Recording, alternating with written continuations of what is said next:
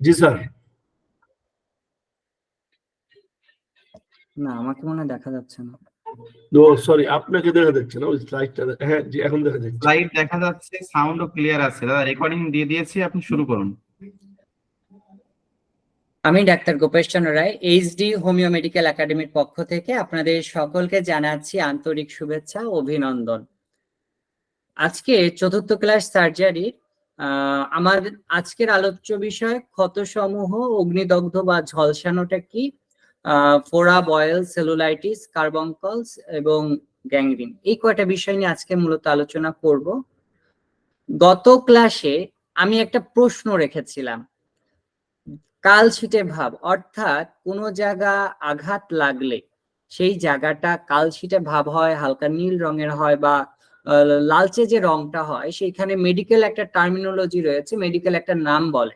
আমি অনেককে বলেছিলাম গত ক্লাসে যারা উপস্থিত ছিলেন তাদেরকে বলেছিলাম যে এটার নামটা কি আপনারা একটু জানাবেন। আপনারা কি কেউ গত ক্লাসে ছিলেন? আজকে যারা আছেন, যারা এই কোর্সে আছেন,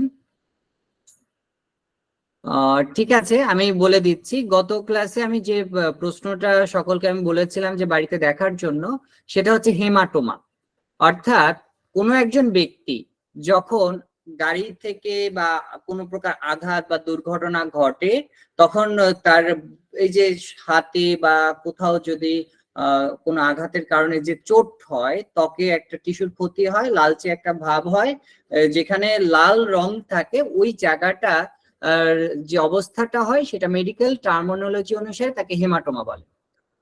আর আজকে এর সাথেই সম্পর্ক রেখে আমি আলোচনাটা সাজিয়েছি, এবং আমার মনে হয় এই ক্লাসটা যদি আপনারা ভালোভাবে করেন তাহলে ব্যক্তিগত লাইফে যখন আপনারা পেশেন্ট দেখবেন তখন এই ধরনের পেশেন্ট দেখতে আপনাদের সুবিধা হবে এবং আপনারা ওষুধটাও ভালোভাবে প্রয়োগ করতে পারবেন। দেখেন, প্রথমত এই যে ছবিটা আপনারা যারা দেখছেন, আপনারা একটু কাইন্ডলি নিজেদেরকে আনমিউট করে আপনারা আমার সাথে সহযোগিতা করবেন। আপনারা এখানে কি দেখতে পাচ্ছেন? একটু কাইন্ডলি একজন বলুন, কি লেখা আছে? কাঠ। কাঠ। এটা আসলে কাঠ, আমরা তো বুঝি কাঠ, কিন্তু এটা বলতে কি বোঝানো হচ্ছে ছবিতে দেখে আপনি কি বুঝতে পারছেন?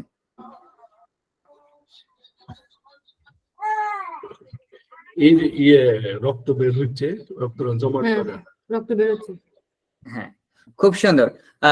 এই যে বিষয়টা, এই যে কাঠ, এটা কিসের অন্তর্গত? ক্ষতর অন্তর্গত। The types of wounds. এখানে আপনার ক্ষত রয়েছে, ক্ষত বিভিন্ন প্রকার ক্ষত রয়েছে, যেটা আমরা চিকিৎসা বিজ্ঞানে আমরা এই ধরনের ক্ষত ট্রিটমেন্ট করে থাকি। মডার্ন মেডিসিন তাদের আলাদা প্রসিডিউর আছে। অ্যাজ এ হোমিওপ্যাথিক ফিজিশিয়ান আমাদের কিছু নিয়ম আছে যেগুলো আমি আজকে আলোচনা করব। আমার দৃঢ় বিশ্বাস ক্লাস শেষে অন্ততপক্ষে এই বিষয়ে যখন আপনার চেম্বারে রোগী আসবে, আপনি তাদের দেখতে পারবেন, তাদের ওষুধ দিতে পারবেন এবং তাদের সুন্দরভাবে ট্রিটমেন্ট করতে পারবেন, এবং আপনারা আপনাদের চেম্বারে সুনাম উত্তরোত্তর বৃদ্ধি করতে পারবেন। তাহলে ক্ষত, এখন ক্ষত বিভিন্ন ধরনের আছে। কাট অর্থ কাটা যুক্ত ক্ষত, অর্থাৎ কোনো জায়গায় কেটে গেছে। এই কাটাটা হতে পারে কোনো ধারালো কিছুতে কেটে যে যে ক্ষতটা হয় সেটাকে আমরা সাধারণত কাট বলি। এরপর স্টাব, এই যে ক্ষতটা, এটা হচ্ছে ছুরিকাঘাতের যে মানে ছুরি ঢুকিয়ে দিলে, অর্থাৎ একটা ধারালো কিছু যদি আপনার শরীরে ঢুকে দেওয়া হয় তাহলে যে ক্ষতটা হয়, এই ক্ষতটাকে বলা হয় স্ট্যাব। তো এখানে এই যে ক্ষত, এই ক্ষততে কি হচ্ছে, গর্ত থাকে, এবং তারপরটা স্ট্যাব অ্যান্ড কাট। এই স্ট্যাব কাট এই দুটো কি, এখানে কাটের অংশটাও আছে, মানে ছুরিটা একটু মানে একটু বড় আপনার, বা কোনো একটা ছোড়া লেগেছে সেখানে দুটো অংশই আছে, অর্থাৎ চিকুন একটা অংশ আছে, গভীর ডিপ ক্ষত একটা অংশ আছে। এবং এই যে ক্ষত রয়েছে এর পাশে রয়েছে টর্ন। টর্ন ক্ষত, টর্ন এটা হচ্ছে ছেঁড়া ক্ষত। এই যে ছেঁড়া ক্ষত, এর এই পাশে কি বাইটেন, অর্থাৎ কোনো কিছুতে কামড়, এটা হতে পারে মানুষের কামড়, ডগ বাইটেন হলে কুকুরের কামড়, এভাবে যত প্রকার বাইট আছে সেই প্রত্যেকটা বাইটের কারণে যে ক্ষতটা হয় তার ট্রিটমেন্ট প্রসিডিওর। চপ, অর্থাৎ আপনার কোথাও চপিং করে না, আপনার খন্ড খন্ড করা হয়, তো এই যে সেই চপ ক্ষত, অর্থাৎ বিভিন্ন, এখানে বেশ কিছু ক্ষত রয়েছে, ক্রাশ, হার্ট, তারপরে ফায়ারআর্মস, স্লেট, সার্জারি, পয়জনার, এই প্রত্যেকটা ক্ষত কিন্তু আলাদা আলাদা, এবং আমাদের এই প্রত্যেকটা ক্ষত ট্রিটমেন্ট প্রসিডিউর অনেকটা ক্ষেত্রে কিন্তু আমাদের সহজ। যেভাবেই ক্ষত হোক না কেন, আমরা শুরুটা করব ক্যালেন্ডুলা মাদার দিয়ে। প্রথমে জায়গাটা ওয়াশ করব। আপনার মডার্ন মেডিসিনে যারা আছে তারা কি করে, ওটাই হ্যাক্সোসল দেয়, হ্যাক্সোসল দেওয়ার পরে অনেকে ভায়োডিন দেয়, তারপরে আপনার যদি গুঁড়া ব্যবহার করে তাহলে তারা নেভানল পাউডার ব্যবহার করে, পপি সপ ব্যবহার করে। তার অল্টারনেট আমাদের কি কি আছে? আমাদের অল্টারনেটিভ আছে ক্যালেন্ডুলা মাদার, দুর্বা মাদার, এই দুটো আমরা ব্যবহার করতে পারছি। সাথে ব্যথা ফোলার জন্য আপনার যে এইখানে স্কাল্প যে ক্ষতটা আছে, এবারে দেখেন একটা ক্ষত হচ্ছে বিন্দুর মতন হচ্ছে, ছোট ছিদ্রযুক্ত ক্ষত, তীক্ষ্ণ বস্তু দ্বারা যেটা আঘাত করা হচ্ছে। আমি বাংলায় যদি বলি তাহলে ছোট গোলাকার যেটা বিন্দুর মতন, এটাকে বিন্দু ক্ষত আমরা বাংলায় বলতে পারছি। তো এই যে ক্ষতগুলো হচ্ছে, যত প্রকার ক্ষতই হোক না কেন, আপনার ক্যালেন্ডুলা মাদার দিয়ে যখন হচ্ছে, ওইখানে কি হবে, আপনি মূল আমাদের ফিজিওলজি অ্যানাটমি যদি দেখেন, তাহলে আমাদের রক্তের মধ্যে যে অনুচক্রিকা আছে, অনুচক্রিকাকে সতেজ করবে, ওখানে সক্রিয় করবে, প্লাটিলেট দ্রুত যাবে, জমাট বেঁধে যাবে, রক্ত পড়া বন্ধ হয়ে যাবে, কোনো প্রকার ইনফেকশন হবে না। এরপরে যদি কোনো প্রকার বাইট হিস্ট্রি থাকে, তাহলে ওর পরে কি করতে পারবেন, ওইটা সম্পূর্ণ পরিষ্কার করার পরে আপনি তখন লিডাম প্লাস্টার যে মেডিসিনটা আছে ওইটা লাগাবেন। যদি সুচালো কিছু লাগে তখন হাইপেরিকাম, গুটি কয়েক ওষুধ যদি আমরা জানি, তাহলে আমরা এই ধরনের সার্জিক্যাল কেস খুব ভালোভাবে ট্রিটমেন্ট করতে সক্ষম। যত প্রকার সার্জিক্যাল কেস, প্রায় 12-14টা মেডিসিন যদি আপনি মাদার টিংচার 3X থেকে শুরু করে যত প্রোটেন্সি আছে আপনি যদি রাখেন, সার্জিক্যাল আপনি যে সার্জারি করা হচ্ছে, এই সার্জারির কারণে যে ক্ষত, ওর পরে যে পেইন আছে, স্ট্যাফিসিগ্রিয়া খুব ভালো কাজ করে। তাহলে এই যে বিষয়গুলো, এই বিষয়গুলো আপনাকে জানতে হবে, আপনাকে ক্ষত বুঝতে হবে। আপনি সার্জারিকে রয়েছে, এখানে আপনি স্টেফেসিগ্রিয়া দিবেন, এখানে আপনি ক্যালেন্ডুলা রক্ত হলে আপনি ক্যালেন্ডুলা ব্যবহার করবেন, না হলে দরকার নেই, আপনি স্টেফেসিগ্রিয়া দেন, লক্ষণ সাদৃশ্যে দেন। কিন্তু এগুলো হচ্ছে কমন মেডিসিন, এর সাথে অবশ্যই লক্ষণ মিলবে, কিন্তু আপনাকে কমন কিছু জিনিস জানতে হবে, যেটা আপনি চোখ বন্ধ করে ওই সময়টাকে আপনি তাৎক্ষণিক তার কষ্টকে উপশম করার জন্য আপনি ব্যবহার করতে পারেন। এরপরে আপনার ক্ষত হলে কি হয়, আমার বেশ কিছু লক্ষণ থাকে। এখন ক্ষত কেন হয় আমরা প্রত্যেকেই জানি। ক্ষত কিভাবে হয়? প্রথমত কি, দুর্ঘটনা। একজন মানুষ যাচ্ছে, যখন অন্যমনস্ক হয় বিভিন্ন কারণে, দেখা যাচ্ছে মানুষ দুর্ঘটনা কেন ঘটে, দুর্ঘটনা ঘটার যদি আমরা অন্যতম কারণ দেখি, তা হচ্ছে টেনশন। অর্থাৎ টেনশনের সময় যদি আপনার কেউ হাঁটাচলা করে, তখন কি হয়, সে অনেক সময় আছে পারিবারিক কারণ হোক, বিভিন্ন কারণ হোক, ব্যবসায়িক কারণ হোক, অফিসিয়াল কারণ হোক, যে কোনো কারণে যখন সে ওই স্ট্রেস নিতে পারে না, তখন কি হয়, তার হাই প্রেশার হয়, অর্থাৎ তার সিস্টোলিক এবং ডায়াস্টোলিকে পার্থক্য হয় এবং তার হাই প্রেশার হয়ে যায়, স্বাভাবিকের থেকে বেড়ে যায়। তখন তার মাথায় কি হয়, হাইপোথ্যালামাস কি করে, বারবার করে তার মধ্যে একটা মেসেজ দিতে থাকে, এটাকে ঠান্ডা করতে হবে, ঠান্ডা করতে হবে, সে মেকানিজম করে। তখন কি হয়, তার চোখ ঝাপসা হয়ে আসে এবং সে কি করে, তাৎক্ষণিকভাবে কিছু দেখতে পায় না এবং অ্যাক্সিডেন্ট হয়ে যায়। মূল বিষয়গুলো আমাদের বুঝতে হবে। তাহলে এখানে ট্রমা থাকছে, যে কোনো ট্রমা, মেন্টাল ট্রমা, সেই থেকে রোগের উৎপত্তি। আপনি যদি এটা চিন্তা করেন, তাহলে কার্বোভেজ মেডিসিনটা আপনার মাথায় রাখতে হবে। তো এইভাবে আপনি যদি কিছু ক্ষেত্র যদি আপনার মনে থাকে, কোথাও পুড়ে গেল, কোথাও কেটে গেল, প্রত্যেকটা জায়গায় তো ক্ষত হয়, কোন জায়গায় বিষ লাগলো, তাহলেও ক্ষত হচ্ছে। তাহলে আমার লক্ষণে কি, আমি ছুরিকাঘাত, পতন বা যে কোনো ভাবেই ক্ষতটা হতে পারে। এবার ক্ষত হলে কিছু তার মধ্যে উপসর্গ দেখা দেয়। সেই উপসর্গগুলো কি? প্রথমত কি হবে, তার ক্ষত হওয়ার কারণে সেই জায়গা ব্যথা হবে। আর কি হবে? রক্তপাত হবে। যদি কেটে যায় অবশ্যই রক্তপাত হবে। যদি রক্তপাত না হয়, হেমাটোমা মানে লালচে ভাব, ওটা দেখা দিবে। ত্বকের তাপমাত্রা বৃদ্ধি পাবে, অর্থাৎ যখন মানুষের ভিতরে কোনো প্রকার পয়জন ঢোকে, ক্ষত হয়, তখন তার শরীরে জ্বর আসে, তার তাপমাত্রা বেড়ে যায়। এরপরে কি হচ্ছে, ওই ক্ষতটায় যদি আপনার জীবাণু হতে থাকে, তাহলে ওইখানে পয়জন হয়, পুষ তৈরি হয়। এবং তীব্রতা অর্থাৎ ক্ষতর তীব্রতার উপরে কিন্তু বিভিন্ন নাম রয়েছে এবং ক্ষতর কারণে বিভিন্ন প্রকার জটিলতা তৈরি হয়, যেটা আস্তে আস্তে আজকে ধারাবাহিক আলোচনায় চলে আসবে। তাহলে এর মধ্যে সংক্রমণ রয়েছে, কারণ ক্ষতটা যদি ট্রিটমেন্ট সঠিকভাবে না হয়, প্রসিডিউর যদি সঠিক না হয়, আপনার যেভাবে হাইজিন মেনটেন করার কথা সেটা করতে পারলেন না, যেভাবে আপনার যে জার্মগুলো আছে সেটা আপনি ওয়াশ করতে পারলেন না, সেক্ষেত্রে আপনি হাইড্রোজেন পারঅক্সাইড ব্যবহার করতে পারেন।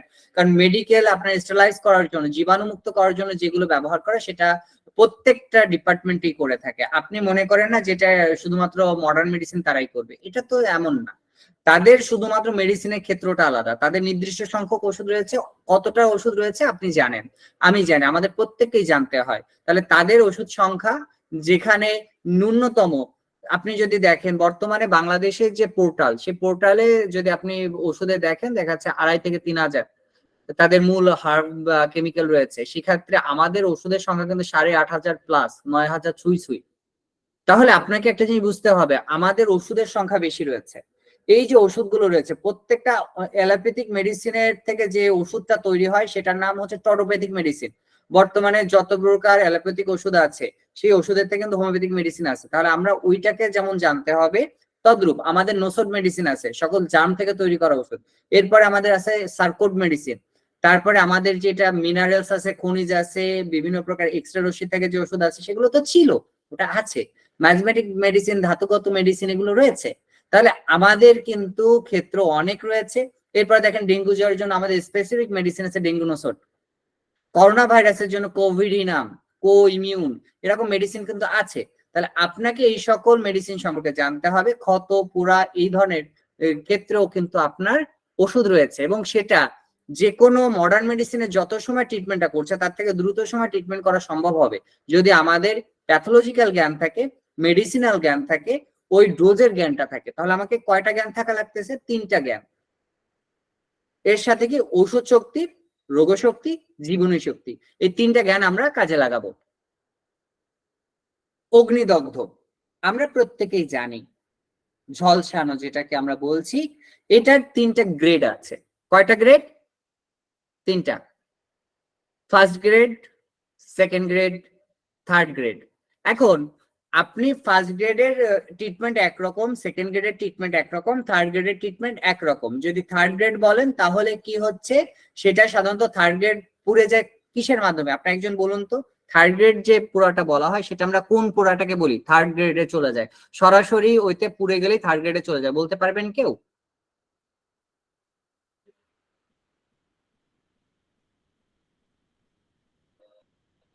ঠিক আছে, আমি বলে দিচ্ছি, আপনারা মেসেজে লিখতে পারেন, কারণ এই বিষয়গুলো আপনাদের বুঝে নিতে হবে। ফার্স্ট গ্রেডে সাধারণত একটা মানুষ রান্না করতে গিয়েছিল, গরম সেকা খেয়েছে, সেটা হচ্ছে ফার্স্ট গ্রেড। যেটায় আপনি ত্বকের দিকে যদি তাকান, এখানে এপিডার্মিস, আমার প্রথম ত্বকের যে অংশটা, সেই অংশটাকে কি বলা হচ্ছে? এপিডার্মিস। অর্থাৎ এখানে আপনার যে হেয়ার ফলিকল, অর্থাৎ হেয়ার ফলিকলের যে গ্রোথের যে জায়গাটা থাকে সেটা হচ্ছে এপিডার্মিস। এপিডার্মিস থেকে ডার্মিস, অর্থাৎ এপিডার্মিস ফার্স্ট গ্রেডের যে পোড়াটা সেটা হচ্ছে এপিডার্মিসে। সেকেন্ড গ্রেডের যে পোড়াটা, সেই জায়গাটাকে আমরা বলছি কি? ডার্মিস। ডার্মিস ত্বকের যে অংশটা, সেই ত্বক পর্যন্ত যদি পুড়ে যায় তাহলে সেটাকে বলা হচ্ছে ডার্মিস স্টেজে, অর্থাৎ সেকেন্ড ডিগ্রি বার্ন। আর থার্ড ডিগ্রি বার্ন কি? থার্ড ডিগ্রি বার্ন হচ্ছে যখন ওই পোড়াটা আমাদের সাবকিউটিনিয়াস টিস্যুতে যখন চলে যাচ্ছে। এখন সাবকিউটিনিয়াস টিস্যুতে যখন চলে যাচ্ছে তখন সেই বার্নটাকে আমরা বলছি থার্ড ডিগ্রি। এবং ফার্স্ট ডিগ্রি, সেকেন্ড ডিগ্রি খুব দ্রুত রেসপন্স করে হোমিওপ্যাথিতে, এবং সেটা আমরা মডার্ন মেডিসিনের সাথে পাল্লা দিয়ে করতে পারবো। কেন পারবো? আপনার কিভাবে পারবো সেটা আপনাকে জানতে হবে। আপনাকে প্যাথোলজি জানতে হবে, আপনাকে জীবাণুমুক্তকরণের নিয়ম জানতে হবে, আপনাকে রাখতে হবে একটা first aid box. First aid বক্সে কি থাকছে? আমার গজ কাপড় থাকছে, আমাদের হাইড্রোজেন পারঅক্সাইড থেকে শুরু করে যা যা আপনার মডার্ন মেডিসিনে ব্যবহার করে আপনি সবকিছুই ব্যবহার করতে পারবেন। আমি এটা নিয়ে আলোচনা করব। তাহলে এই যে প্রথম ডিগ্রি বার্ন, এটা সবচেয়ে কম গুরুত্বের বার্ন, বা এটা সাধারণত হলে কেউ কিছু করে না। এখানে কি হয়, সাধারণত ত্বকের প্রথম স্তরে হয়তো হালকা হালকা লালচে ভাব হয়, হালকা ব্যথা হয়, যেমন একটা ছ্যাঁকা খেলো, গরম পানি একটা ভাপ লাগলো, লাল হয়ে গেল, এই যে সেই ক্ষেত্রে আপনার ব্যথা থাকে, ফোলাভাব কিন্তু তখন দেখা যায় না।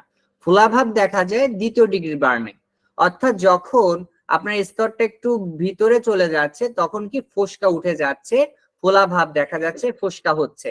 আর 3য় ডিগ্রি বার্নে কি হচ্ছে, তার স্তরটা ওটা পুরোপুরি পুড়ে গেছে, অর্থাৎ আপনার সাবকিউটিনিয়াস টিস্যু পর্যন্ত এটা চলে যাচ্ছে। 3য় ডিগ্রি বার্ন যখন হচ্ছে তখন ওই স্থানটা কি হয়, সাদা বা কালচে ত্বক হয়ে যায়, চারপাশে প্রচুর পরিমাণে ব্যথা থাকে, জ্বালাপোড়া করে, সংবেদনশীলতার ঘাটতি দেখা যায় এবং তার শরীরের তাপের সংস্পর্শে ওইখানে কি হচ্ছে, আপনার 2nd ডিগ্রিতে ফোলা ভাব থাকবে। আপনি ফোলা দেখে কিন্তু বুঝতে পারেন কোনটা ফোলা কোনটা ফোলা না।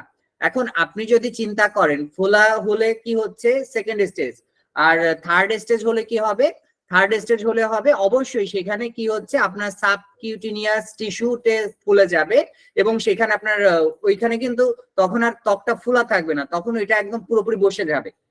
আপনি খেয়াল করুন, এখানে যদি আমার ত্বকে আগুন লাগে, যদি আমার সেকা লাগে, তাহলে কি হচ্ছে ফোলা ভাব, লাল ভাবটা একদম কি হবে, ওটা ঝলসে যাবে।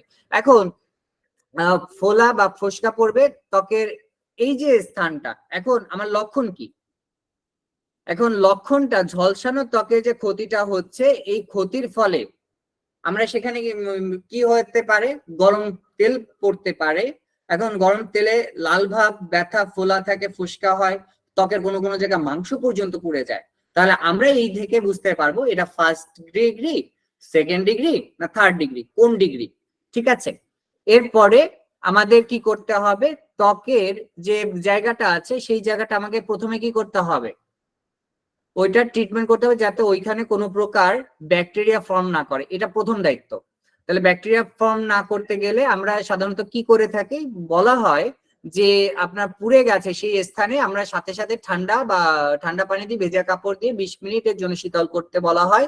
এবং আপনার অ্যালোপ্যাথিক সিস্টেমে কি করানো হয়, অ্যাসপিরিন বা আইবুপ্রোফেনের যত প্রকার মেডিসিন আছে তারা সেটা দেয়। ওভার দ্য কাউন্টারে আর কি করে, যে ব্যথার ওষুধ তারা দিয়ে থাকে, এখন ব্যথার ওষুধ যেগুলো আছে সেগুলো দেয়। এখন এটা তাদের ট্রিটমেন্ট, সেটা তারা করছে। এবং থার্মোমিটার যদি দেখেন তখন তার তাপমাত্রা কিন্তু স্বাভাবিকের থেকে বেশি হয়ে যাবে। আর আমরা কি করব, আমরা যেহেতু হোমিওপ্যাথিক ডক্টর, আমরা আমাদের কাছে অনেক সুন্দর মেডিসিন আছে, ক্যান্থারিস মাদার। আপনি যখন দেখেন ক্যান্থারিস উৎপন্ন হয়েছে কোথা থেকে এবং ক্যান্থারিসের জ্বালা পোড়া কোথায়, এবং সেই জ্বালাটা আপনার পোড়ার থেকে বেশি, যার কারণে ক্যান্থারিস মাদার যখন আপনি ওই জায়গাটা দিবেন, যে কোনো প্রকার পোড়া আমরা কি করব, চ্যালেঞ্জ করে আমরা নিরাময় করতে পারবো। আপনাদেরকে শুধুমাত্র তৈরি হতে হবে। এবং আপনি চিন্তা করেন তাকে আর কি দিবেন, তাকে সাথে সাথে ক্যান্থারিস অবশ্যই নিম্ন শক্তি। আপনাকে খেয়াল করতে হবে ওষুধ প্রয়োগের ক্ষেত্রে, একটা হচ্ছে দুটো বিষয় আপনাকে আরো সাথে মানাতে হবে। একটা হচ্ছে তার ওষুধটা কোথায় কাজ করছে, শরীরের আমাদের তো অর্গানিক প্যাথোলজি এবং ডাইনামিক প্যাথোলজি, দুইটা প্যাথোলজিকে আমরা চিন্তা করি। হোমিওপ্যাথিতে আমি যখন প্যাথোলজি ক্লাস নিয়ে থাকি তখন আমি অনেক সময় বলে থাকি যে দেখেন, মডার্ন মেডিসিনে প্যাথোলজিক্যাল যে টার্ম আছে সেটা আপনাকে শিখতে হবে, এটা বাধ্যতামূলক। কিন্তু আপনাকে অতিরিক্ত একটা জিনিস শিখতে হবে যেটা মডার্ন মেডিসিনে শিখবে না, সেটা কি, অর্গানিক প্যাথোলজি, ডাইনামিক প্যাথোলজি। কিন্তু আপনাকে শিখতে হবে, কারণ আপনি একজন হোমিওপ্যাথিক ফিজিশিয়ান, যার নেই কোনো গতি সে খায় হোমিওপ্যাথি। তাহলে যখন গতি থাকবে না সে তো খাবে, তাহলে সেই অবস্থার থেকে আপনাকে পরিবর্তন করতে হবে। যখন সারা পৃথিবীতে হাত উঠায় দিচ্ছে কি আপনার অ্যান্টিবায়োটিক রেজিস্ট্যান্স হয়ে যাচ্ছে, তখন আমি অ্যান্টিবায়োটিক কাজ করছে না, তখন কি করবে, তারা কোথায় যাবে, আপনার আমার কাছে আসবে, হোমিওপ্যাথিক ফিজিশিয়ানদের কাছে আসবে, এবং তাদেরকে ওইখান থেকে পরিবর্তন করতে হবে। আমাদের অনেক গুরু দায়িত্ব রয়েছে। তাহলে আমাদেরকে মডার্ন মেডিসিন জানতে হবে। হ্যাঁ, অবশ্যই মডার্ন মেডিসিনের কিছু জায়গা আছে যেটা আমরা স্বীকার করি, সেই ক্ষেত্রটা কত পার্সেন্ট আপনি বলেন, আপনার অনেকেই জানেন, অনেকে বলবেন, আমি বিশ্বাস করি 85% আমরা কি করতে পারি, আমাদের ট্রিটমেন্টেই আমরা সফলতা দেখাতে পারি। 15% ক্ষেত্রে আমাদের কি আছে, সার্জারির অবশ্যই কাজ আছে এবং আমাদের এখানে সার্জারি করতে হবে। এই 15% বাদে যত 85% আমরা হোমিওপ্যাথিক মেডিসিন দিয়ে কিন্তু এটা কি করতে পারবো, আরোগ্য করতে পারবো। আর এই যে 15%, এই 15%-এ কি করতে হবে, সার্জারি করতে হবে, এবং সার্জারি করার পরে আমাদের ট্রিটমেন্ট আসতে হবে। আমাদেরকে সবসময় আমাদের খেয়াল রাখতে হবে আমাদের যে মেথড, এখানে আমাদের সাবজেক্টে কি আছে, diploma in homeopathy medicine and surgery. তাহলে আপনাকে সার্জারি সম্পর্কে জানতে হবে এবং প্র্যাকটিক্যাল ক্লাসে যখন হবে তখন আমরা সার্জারি পোর্শনে কোন কোন ইনস্ট্রুমেন্ট আমরা ব্যবহার করি, কোন কোন অপশনে আমরা কি কি সার্জারি করব বা কোনটা আমরা রেফার করব। আমাদের দেখেন ইন্ডিয়াতে আপনার একটা হসপিটালে যেমন হোমিওপ্যাথিক ডক্টর আছে, অ্যালোপ্যাথিক ডক্টর আছে, আয়ুর্বেদার ডক্টর আছে, ন্যাচুরোপ্যাথ আছে, প্রত্যেকটা ডিপার্টমেন্ট আলাদা আছে। প্রত্যেকেই যেটা ইসেনশিয়াল সেটা আমাদের করতে হবে। তো বাংলাদেশে নিয়োগ আছে উপজেলা লেভেলে কিন্তু একটা। আপনারা যদি যোগ্য হতে পারেন তাহলে আমাদের কিন্তু নিয়োগের সংখ্যা বেড়ে যাবে এবং গভর্নমেন্টের কিন্তু আমাদের যে সমস্যাটা ছিল সেটা কিন্তু এখন কেটে গেছে। বাংলাদেশে বৈধভাবে ডাক্তার কারা কারা লিখছে আপনি জানেন, বিএমডিসি কাউন্সিল থেকে অনুমোদিত যারা 4 বছরের অধিক অর্থাৎ এমবিবিএস পাস করছে বা বিডিএস পাস করছে তারা ডাক্তার। এরপর ডাক্তার কারা, যারা ভেটেরিনারি সার্জন হিসেবে আছে, যারা গবাদি পশু ট্রিটমেন্ট করছে তারা ডাক্তার সরকারি। এবং তো তারপরে ডাক্তার হিসেবে অনুমোদিত কারা, গেজেট পাশে ডাক্তার লেখা রয়েছে কার, বাংলাদেশ সংবিধান অনুমোদন কাদের আছে, আমাদের। তাহলে আপনি কেন নিজেকে হেয় প্রতিপন্ন করতে চাচ্ছেন? মানুষ কেন হেয় করে, কেন আপনি লজ্জায় পড়েন? কারণ একটাই, আমাদের জ্ঞানের সীমাবদ্ধতা থাকার কারণে। আমরা আমাদের কলেজের থেকে সেইভাবে জ্ঞানটা যেভাবে নেওয়া উচিত ছিল সেটা নেওয়া হয়নি। তার দুটো কারণ ছিল, এক হচ্ছে উপযুক্ত টিচারের অভাব ছিল, হয়তো বা তারা সেভাবে আমাদের কি করেনি, গাইডলাইন্স দিতে পারেনি। তো আমরা বিশ্বাস করি একাডেমি আমাদের যে এইচডি হোমিও মেডিকেল একাডেমি আমাদের যে চিন্তা, যে কোর্স কারিকুলাম আমরা করেছি, আমরা চেষ্টা করছি যে এই সমস্যাটা সমাধানের জন্য। এরপরে কি, ফোড়া, এটা একটা কমন বিষয়। ফোড়া আমরা সাধারণত এটা অ্যাবসেস বলছি বা ফুসকুড়ি থাকে। এটা কি হয়, শরীরের টিস্যুর মধ্যে পুঁজ জমা হয়, সেটাকে আমরা ফোড়া বলে থাকি।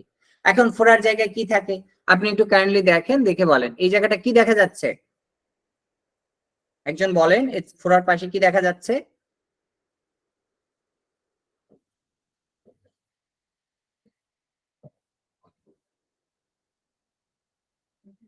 লাল দেখা যাচ্ছে, লাল ভাব দেখা যাচ্ছে, সাথে কি আছে, ফোলা আছে, ব্যথা আছে।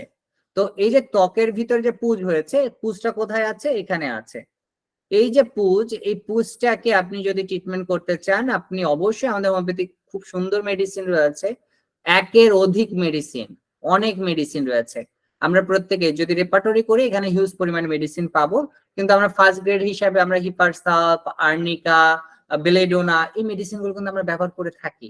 তাহলে আপনি লক্ষণ সাদৃশ্যে যদি দেখেন প্রচুর লাল হয়ে গেছে, সে কাউকে ছুঁইতে দিচ্ছে না, হিপারসাপ। কিন্তু এখানে অবশ্যই খেয়াল করতে হবে আপনাকে নিম্ন শক্তি ব্যবহার করতে হবে, কখনো উচ্চ শক্তি ব্যবহার করা যাবে না। উচ্চ শক্তি দিলে এটা বসে যাবে, অর্থাৎ আপনার কাছে সুযোগ আছে ফোড়া বসিয়ে দেওয়ার, ফোড়া পাকিয়ে দেওয়ার। আপনি যদি নিম্ন শক্তি দেন ফোড়াটা ফেটে পেকে বেরিয়ে যাবে। এবং এই ক্ষেত্রে আপনাকে একটা বিষয় তাকে বলতে হবে, রোগীকে বোঝাই দিতে হবে যে আপনি কখনো জোরে প্রেসার দিবেন না।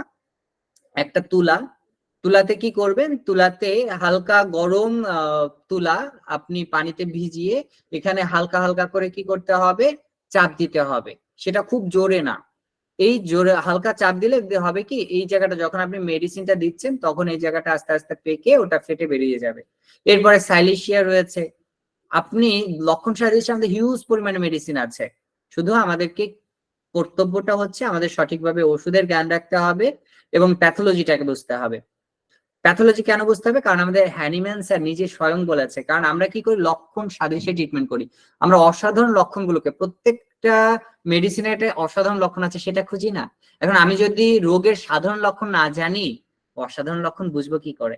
তাহলে আমাকে অসাধারণ লক্ষণও জানতে হবে, সাথে অবশ্যই রোগের সাধারণ লক্ষণটাও জানতে হবে। সাধারণ লক্ষণ জানলেই একমাত্র বোঝা যাবে অসাধারণ লক্ষণ কোনগুলো।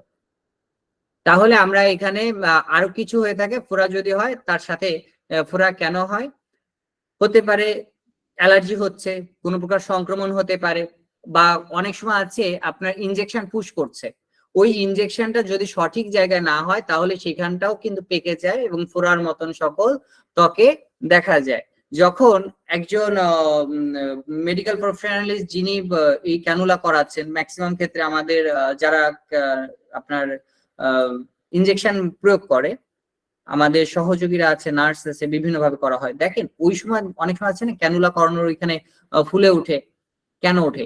কারণ ওই জায়গার সিস্টেমটা বুঝতে হবে, যখন ভেইনে দিচ্ছে হয়তোবা পাশে পড়ে গেছে, এবং সেই জায়গাটা কিন্তু লাল হয়ে যায়। যদি ওইখানে কোনো সেপটিক হয়ে যায়, কোনো জার্মটা লাগে, তাহলে ওই জায়গাটা ফুলে ওঠে, ফোড়ার মতন ভাব হয়। তাহলে ওই ধরনের ক্ষেত্রে কিন্তু আপনার মেডিসিন আমাদের কিন্তু চেঞ্জ হয়ে যাবে, কারণ যেহেতু লক্ষণ আলাদা। তাহলে আমাদের সাধারণ ফোড়ার জন্য আলাদা, এই ফোড়ার যে বিভিন্ন ভাগ রয়েছে সেগুলো আমাদের জানতে হবে, কারণ প্রত্যেকটা বিষয় আলাদা। কারণ ফুসকুড়ি ব্যাকটেরিয়া যদি আপনার স্ক্যাবিস হয়, তাহলে আপনার জন্য নোসোর মেডিসিন আছে স্ক্যাবিনাম, তাহলে নোসোর মেডিসিন আমরা স্ক্যাবিনাম ব্যবহার করতে পারছি। তাহলে এরকম কিন্তু স্পেসিফিক আমাদের অনেক অনেক ওষুধ রয়েছে যেগুলো আপনাদের প্রত্যেককে জানতে হবে। এরপরে আমাদের ফুরি এবং ফোড়া, ফুসকুড়ি এবং ফোড়ার মধ্যে কিছু পার্থক্য রয়েছে। পার্থক্যটা কি? ফুরি মানে ফুসকুড়ি, তাহলে ফোড়া এবং ফুসকুড়ি এই দুটো কি ব্যাকটেরিয়ার বা অ্যালার্জি? এখন আপনার অ্যালার্জিক্যাল কারণে একটা হচ্ছে ত্বকের সমস্যা হচ্ছে, বা আমাদের অ্যালার্জিক্যাল যখন সমস্যা হয় তখন ছোট ছোট ছোট ফুসকুড়ির মতন হয়ে যায়, যেটাকে আমরা বলি গুটি অ্যালার্জি, গোটা গোটা গোটা গোটা হয়ে যায়। অনেক সময় দেখা যাচ্ছে অনেকে মজা করে যে আপনার পিঠের মতন হয়েছে, হালকা চাপ দিলে শব্দ হয়, হালকার মতন পুঁজ বেড়ে আসে, তারও ভালো লাগে। এরকমও কিন্তু অনেক আছে। কিন্তু আমাদের এই ব্যাপারগুলো ভালোভাবে বুঝতে হবে। যদি আমরা ভালো করে বুঝতে পারি তাহলে সঠিক ওষুধটা দিতে পারবো। এবং দেখেন অনেক সময় মডার্ন মেডিসিনে কি করছে, ফোড়া ট্রিটমেন্ট করতে যে তারা কি করে, আপনার অ্যান্টিবায়োটিক ব্যবহার করছে, অ্যান্টিবায়োটিক এবং অ্যালার্জিক্যাল ওষুধ। যখন এই ওষুধগুলোতে কাজ হয় না, যখন স্টেরয়েড জাতীয় মেডিসিন দেয়, তখন ওই জায়গাটা শক্ত হয়ে যায়। শক্ত হয়ে গেলে আপনি চিন্তা করেন ক্যান্সার কাকে বলে আমরা? অস্বাভাবিক কোষের বৃদ্ধি। যখন কোনো কোষ, যখন কোনো ফোড়া আমরা যদি সঠিক ট্রিটমেন্ট না করি, সেটা যদি দীর্ঘদিন হয়ে যায়, তখন সেটাকে অনেক সময় কিন্তু ক্যান্সারের দিকে চলে যাচ্ছে। তখন বলা হচ্ছে ব্যবসা করো, এই করো, ও করো, অনেক কিছু। তাহলে মানুষের ভয়ের ব্যবসা করছে, ভয়ের বিজনেস করছে। তাহলে আমরা কি করব? আমরা যেহেতু হোমিওপ্যাথ ডক্টর, আমরা মানুষকে আশ্বাস দিব, বিশ্বাসের জায়গা দিব। দেখেন দুশ্চিন্তা করার কিছু নাই, রোগ সারবেন যিনি, তিনি কি? স্রষ্টা। আমরা উছিলা, আমরা বলবো আল্লাহ তাআলা বা স্রষ্টা বা সৃষ্টিকর্তা তিনি রোগ নিরাময় করেন, আমরা উসিলা। এবং ওষুধটা যখন আমরা সঠিক নিয়মে দিই, তখন এই ওষুধের মাধ্যমে সে সুস্থ হয়ে যাচ্ছে। কখনো আপনার মধ্যে কৃতিত্ব আনা যাবে না, আপনি কখনো অহংকার করতে পারবেন না, কারণ আমাদের হ্যানিম্যান স্যার বলছেন এই বিষয়টাকে সুস্পষ্ট ভাবে তিনি বলে দিয়েছেন যে আমাদেরকে কি করতে হবে, আমাদের চিকিৎসা, যে চিকিৎসা বিজ্ঞান এবং ধর্মতত্ত্ব দুটোকেই কিন্তু সমান প্রাধান্য দিতে হবে, এবং সমানটা তাকে মানতে হবে। তাকে ঈশ্বরের প্রতি আস্থাশীল হতে হবে, সেই স্রষ্টার প্রতি আস্থাশীল হতে হবে। যদি আস্থাশীল না হয়, যদি স্যার এভাবে বলতেন যে যদি তুমি মিথ্যা বলো তাহলে কি হচ্ছে, তুমি আমার ওষুধের বাক্স ধরবে না, তাহলে কতটা তিনি বলতেন। তাহলে এই জন্য কিন্তু আমাদের এই বিষয়গুলো খুব খুব গুরুত্ব দিয়ে খেয়াল করতে হবে। এখন সংক্রমণের কারণে হয়ে থাকে, অ্যান্টিবায়োটিক ওষুধ প্রেসক্রাইব করা হয়। তারপরে ফোড়া প্রতিরোধের জন্য অনেকে আমরা কি করি, মানে এই ঠান্ডার সময় এটা হয়ে থাকে, অনেকেই কিন্তু গোসল করে না বা স্নান করে না। তো এই যে গোসল বা স্নান করে না, তার কারণে কি হয়, ত্বকে ব্যাকটেরিয়া ফর্ম করে, ময়লাটা হতে থাকে, এবং আস্তে আস্তে আস্তে সে ওই ত্বকের পরে যখন প্রচুর পরিমাণে ময়লা হয়, তখন কি হয়, ত্বকটা ওইখানে ফোড়া হয়। এবং এই জায়গার থেকে কিন্তু সাথে যেহেতু অনেকের ডাস্ট অ্যালার্জি আছে, ধুলাবালিতে অ্যালার্জি আছে, অ্যালার্জি অনেক। এখন অ্যালার্জির জন্য বাংলাদেশে যে পরীক্ষাটা করা হয় সেটা হচ্ছে আইজিই টেস্ট। আইজিই টেস্টের মাধ্যমে জাস্ট আমরা মাত্রা বুঝলাম, কিন্তু এটাই কিন্তু শেষ না। আপনাকে জানতে হবে অ্যালার্জি স্কিন প্রিক টেস্ট, এটাকে জানতে হবে। এবং এই পদ্ধতিটা যদি আপনি জানেন, ওইটা যদি করানো হয়, তখন আপনি বলতে পারবেন রোগীর এই এই এই বিষয়গুলো সে খেয়াল করবে, কারণ এইগুলো খেলে এই খাদ্যে তার অ্যালার্জি আছে, এই ডাস্ট অ্যালার্জি আছে, পোলেনে অ্যালার্জি আছে, কিসে আছে সেটা জানতে পারবে। এবং সেই অনুসারে কিন্তু আমরা তাদেরকে পরামর্শ দিতে পারবো। আর যদি সঠিক পরামর্শ সঠিক সময় দেওয়া যায়, এমন কোনো রোগ নেই যেটা সারে না। অর্থাৎ যেখানে সকল ডিপার্টমেন্ট ছেড়ে দিবে, আপনি জেনে রাখেন আপনার ডিপার্টমেন্ট তাকে সদয় গ্রহণ করবে। আমাদের হোমিওপ্যাথিতে যার নেই কোনো গতি, তার জন্য আমরা কি করি, হোমিওপ্যাথিক চিকিৎসার মাধ্যমে তাকে সুস্থ করছি। এখন পর্যন্ত অনেক আমাদের কাছে হিস্ট্রি রয়েছে যাদেরকে বলা হয়েছিল আর বাঁচবে না, কিন্তু যারা এখনো বেঁচে আছে, হয়তোবা সেই ডাক্তাররা নাই যারা বলে দিছিল আর বাঁচবে না। এই জন্য আমরা কখনো বলবো না যে এই রোগীটা হ্যাঁ ক্রিটিক্যাল, অবশ্যই আমাদের এটা আমরা বলবো না যে পরিপূর্ণভাবে সুস্থ হয়ে যাবে, আমরা আমাদের সর্বোচ্চ চেষ্টা করবো। আপনি বলবেন আমি সর্বোচ্চ চেষ্টা করব যদি স্রষ্টা সহায় হয় বা উপরালা যদি সহায় হয়, অবশ্যই পরিবর্তন হবে। আপনার যে কয়দিন হায়াত আছে, আপনি যে কয়দিন বাঁচার সেই কয়দিনই বাঁচবেন, আপনার কোনো কষ্ট থাকবে না। এটা কি? এটাও কিন্তু অবশ্যই ফোড়া, কিন্তু এইটাকে আমরা কি বলতেছি, অ্যাবসেস থেকে এটা বলতেছি বয়েলস, অর্থাৎ এটাও ফোড়ার একটা অংশ। এরপরে সেলুলাইটিস। দেখেন, সেলুলাইটিস জিনিসটা যেহেতু আজকের মূল আলোচনার সাথে এগুলো সবই কিন্তু সম্পর্কযুক্ত। দেখেন, সেলুলাইটিস হলে কি হয়, এই জায়গাটা যে স্থানটা, এটাকে বলা হচ্ছে সেলুলাইটিস। সেলুলাইটিস হলো সাধারণত বেদনাদায়ক ব্যাকটেরিয়ার সংক্রমণ, যা সাধারণত পায়ের নিচের ত্বকে প্রভাব ফেলে। এই যে ত্বকটা দেখছেন, এটা লোয়ার লিম্ব, তাহলে লোয়ার লিম্বে আমার নিচের ত্বকে এটা প্রভাব ফেলছে। এবং এটা কি শুধু এখানেই হবে? না, এমন কোনো কথা নেই। দেখা যাচ্ছে আমাদের এই বিষয়টা যদি আমাকে জানতে হয়, তাহলে আমাকে কি করতে হবে, আমার এর প্যাথোলজি জানতে হবে, এখানে কি কি উপসর্গ হয় সেটা জানতে হবে, লক্ষণকে জানতে হবে। তাহলে সেলুলাইটিস কখন বলছে আমরা? যখন ব্যাকটেরিয়ার সংক্রমণ হচ্ছে, সাধারণত পায়ের নিচে এটা হয়ে থাকে। এইখানে মূলত ব্যাকটেরিয়াটা মূল, এর সাথে কি থাকছে, লাল ভাব। দেখেন এখানে, দেখেন প্রচুর পরিমাণে লাল। এবং এই জায়গাটা কি আছে, এই ত্বকের সাথে এই ত্বক মিলায় দেখেন, এটা ফোলা। এখানে ওই রোগীটা কিন্তু হাত দিতে দিবে না। কেন দিবে না? কারণ এই যে অংশটা দেখলেই বোঝা যাচ্ছে এটা খুব বেদনাদায়ক, অর্থাৎ প্রচুর পরিমাণে এখানে ব্যথা রয়েছে। এবং এটা যে শুধুমাত্র পায়ে হবে তা না, এটা শরীরের বিভিন্ন অংশ হতে পারে, কিন্তু বেশিরভাগ হয়ে থাকে পায়ে।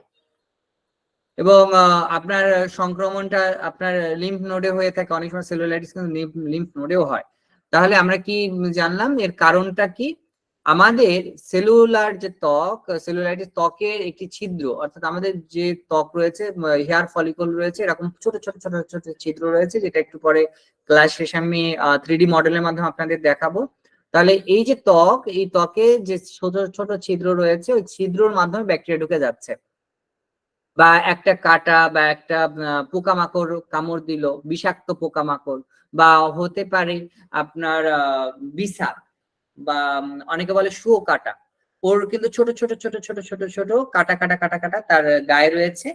ওই যে শুয়োপোকা বা আমরা বলছি বিছা পোকা, অনেকে বলে বিচ্ছু না, বিছা পোকা, আমাদের এলাকায় শুয়োপোকা বলে। তো এই যে শুয়োপোকা, এই শুয়োপোকায় কি হয়, আপনার ওই যে স্থানটা, ওখানে দেখা যাচ্ছে লাগার পরে ত্বকে আপনার লালচে ভাব হয়ে যাচ্ছে, এবং ওইখানে অ্যালার্জিক্যাল রিয়াকশন হয়, ওই জায়গাটা ফুলে যায়, ত্বকে ফোলা ফোলা ভাব হয়, ত্বকে ব্যথা হয়। তারপরে সাধারণত ওইখানে হাত দিয়ে দেখবেন যে ওইখানটা খুব গরম থাকে।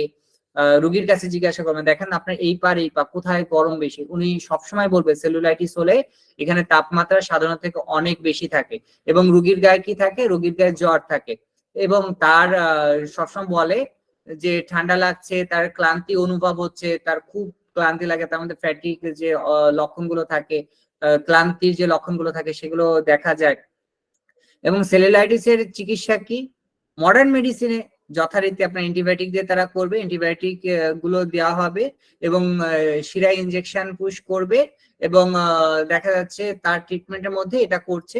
এবং সেলুলাইটিস ট্রিটমেন্টের পরে দেখা যাচ্ছে এই যদি সঠিক ট্রিটমেন্ট হয় তাহলে তো সেরে গেল, যদি ট্রিটমেন্টটা ভুল হয়ে যায় তাহলে কি হবে, আপনার রক্তনালীতে সংক্রমণ হবে, পরবর্তী সেলুলাইটিস থেকে হাড়ে সংক্রমণ হয়ে যায়, তারপরে হয় সেপসিস হয়। তারপরে এই যে রোগগুলো হয়ে যায়, যদি আমাদের সঠিক ট্রিটমেন্টটা মডার্ন মেডিসিনে যখন ব্যর্থ হচ্ছে, তখন কিন্তু হচ্ছে, এরপরে কিন্তু এই জায়গা থেকে অনেক সময় গ্যাংগ্রিন পর্যন্ত হয়ে যায়। কিন্তু আমাদের হোমিওপ্যাথিক মেডিসিনে কিন্তু এই চান্স নাই। কেন নাই? কারণ হোমিওপ্যাথিতে এই রকম কোনো পার্শ্ব প্রতিক্রিয়া আজ পর্যন্ত হয় নাই। 265 বছর ধরে এটা কিন্তু বারংবার এইভাবে চলছে। হ্যাঁ, আমাদের ওষুধ কাজ করছে না, কারণ ওইটা ওর সাথে যুক্ত নয়। ওষুধ তখনই ক্রিয়া করে যখন সেটা লক্ষণের সাথে সম্পূর্ণরূপে মেলে। আমাদের ওষুধ সম্পূর্ণরূপে সুস্থ মানবদেহে পরীক্ষিত ওষুধ, যার কারণে এর শরীর ও মনে দুটাই কিন্তু প্রভাব ফেলছে। তাহলে আমরা যখন ওষুধ প্রয়োগ করবো, যদি আপনি ভুল করেন, আপনার কোনো প্রকার পার্শ্ব প্রতিক্রিয়া ওইভাবে হবে না, কিন্তু বারংবার একই ওষুধ প্রয়োগ করা যাবে না, এটা নিষেধ আছে।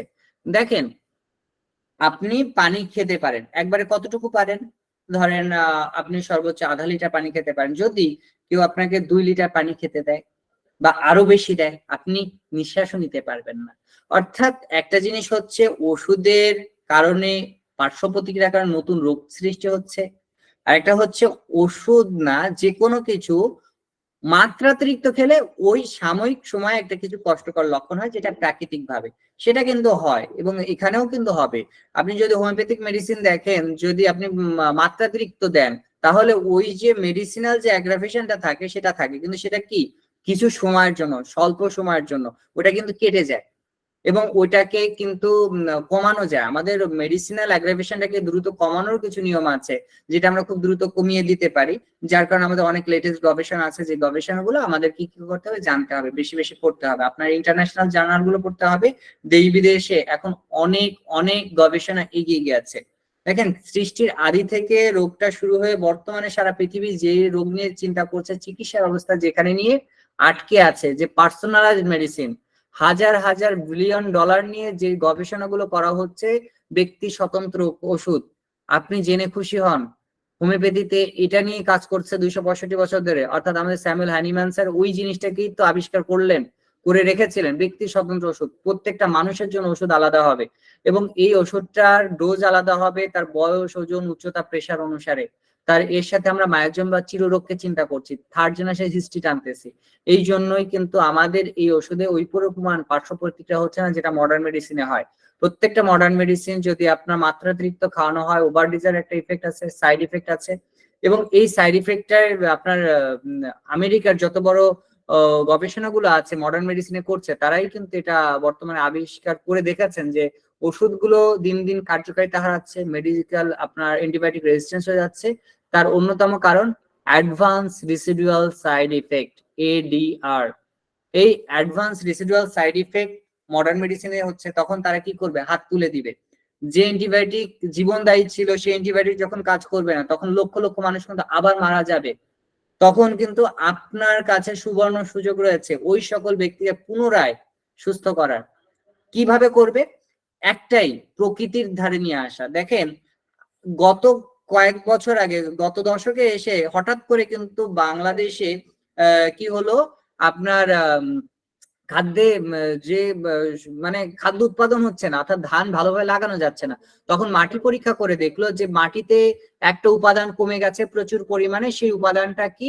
সেই উপাদান হচ্ছে জৈব উপাদান, অর্থাৎ রাসায়নিক সার প্রচুর দেওয়া হচ্ছে, জৈব সার নেই, অর্থাৎ জৈব উপাদান নেই, প্রাণশক্তি নেই। অর্থাৎ ওইটা না থাকার কারণে আপনার যে অত রাসায়নিক উপাদান আছে সেটা শরীর নিচ্ছে না। তদ্রূপ অ্যান্টিবায়োটিক আবার নিবে যখন আপনি হোমিওপ্যাথিক মেডিসিন দিবেন, যখন তার জৈব উপাদানটাকে আপনি সক্রিয় করে দিচ্ছেন, তখন তার মডার্ন মেডিসিন কাজ করছে। এবং অনেকেই বলে থাকে আমার দেখো এলোপ্যাথিক ওষুধে কত দ্রুত সারছে, কিন্তু সেই ওষুধে তো গত 6 মাস কোনো কাজই করেনি। এবং সেই ক্ষেত্রে আপনি দেখেন 23 বছর 24 বছর এক একজন ট্রিটমেন্ট করার পরে তাদের কাছে যখন রিপোর্ট, আপনি যখন হোমিওপ্যাথিক ওষুধ দেওয়ার পর যখন সেটা রেসপন্স করে, তখন যে মনের তৃপ্তিটা আসে, সেই তৃপ্তিটা এখন শুধুমাত্র মনে রাখলে হবে না, সেটা প্রমাণ করতে হবে। আপনাদের প্রত্যেকটা পেশেন্টের আপনি অডিও ভিজুয়াল রাখবেন, আপনি প্রত্যেকটা পেশেন্টের রিপোর্ট রাখবেন। তাহলে হবে কি, নেক্সট টাইম যখন আপনাকে কেউ বলবে হোমিওপ্যাথিতে কাজ করে না, ঠিক আছে কাজ করে না, আপনার মডার্ন মেডিসিনে কত কাজ করে আমাকে সেটা বলেন। এখানে আপনি প্রথমেই বলবেন হাই প্রেশারের কথা, বলবেন হাই প্রেশারে আপনাদের ট্রিটমেন্টে রুগী কতদিন ওষুধ খাবে, তো খুব দ্রুত কাজ করে, সেরে তো যায়। ওষুধ ছাড়া কতদিন? না, সারা জীবন খাবে। এরপরে আপনি বলেন ডায়াবেটিস, ডায়াবেটিসের জন্য ওষুধ খাবে কতদিন? না, দ্রুত সারে তো, কতদিন ওষুধ খাবে? সারা জীবন। এরপর আপনি বলেন থাইরয়েডের ওষুধ কতদিন? বলবে সারা জীবন। এরপর আপনি বলবেন অ্যাজমা হয়েছে, ইনহেলার নিতে হবে। শ্বাসকষ্ট, আপনার ট্রিটমেন্ট আপনি তো করেছেন খুব ভালো, সুস্থ করেছেন, এখন গ্যাস নিতে হয়, মাত্রা বাড়ছে, কতদিন এই গ্যাসটা নিবে? যতদিন বেঁচে থাকবে। তাহলে কত দ্রুত সারলো? আপনি যেখানে যদি 2 বছর হোমিওপ্যাথিতে একটানা ট্রিটমেন্ট করে, যেখানে মডার্ন মেডিসিন 2 বছর না 3.5 বছর লাগাচ্ছে, কিন্তু ট্রিটমেন্টে সে সুস্থ হচ্ছে না, কিন্তু আপনি যদি 2 থেকে 3 বছর একটানা ট্রিটমেন্ট করেন, তার তো ওষুধ লাগছেই না, সে তো বিনা ওষুধে ভালো থাকছে। তাহলে এই যে বিষয়গুলো, এই বিষয়গুলো আমাদের সামনে, এখন তথ্য প্রযুক্তির যুগ, আপনাকে কেউ ভুল আর প্রমাণ করতে পারবে না। প্রত্যেকজন ব্যক্তি এখন সচেতন। আপনি যখন সত্যটা তুলে ধরবেন তখন তারা বুঝবে, তারা হোমিওপ্যাথিক ওষুধ গ্রহণ করবে। আগের মতন কিন্তু আমাদেরকে এখন কি করে না, ইগনোর করে না, তারা সম্মান করে। অনেক মডার্ন মেডিসিনের যারা এমবিবিএস ডক্টর, তারা তাদের ফ্যামিলি ডক্টর হিসেবে হোমিওপ্যাথকে বেছে নিচ্ছে, হোমিও ডাক্তারদের কাছে পাঠাচ্ছে। এবং দেখেন অনেক সময় বিভিন্ন কারণে কিন্তু তারা তাদের বাচ্চাদেরকে হোমিওপ্যাথিক চিকিৎসা করাচ্ছে এবং ওষুধ খাওয়াচ্ছে।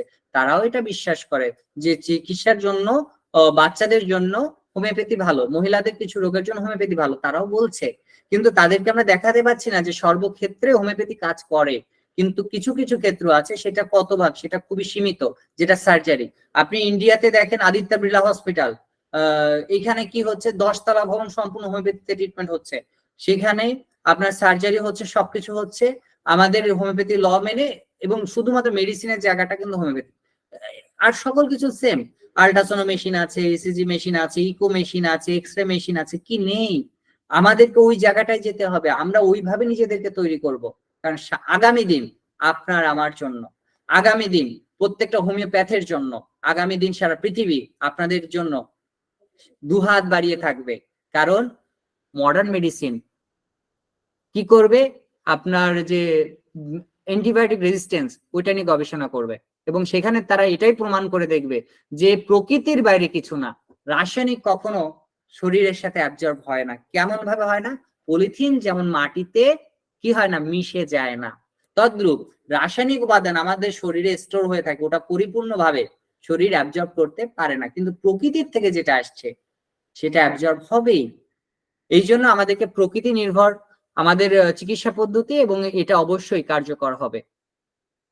এটা দেখেন কার্বঙ্কল, কার্বঙ্কলস হলো এটা কার্বঙ্কলস এর যে বিষয়টা আছে, আমি অনেক জায়গায় আছে, এটা কালো একটা অপশন, অর্থাৎ ফোড়া রয়েছে।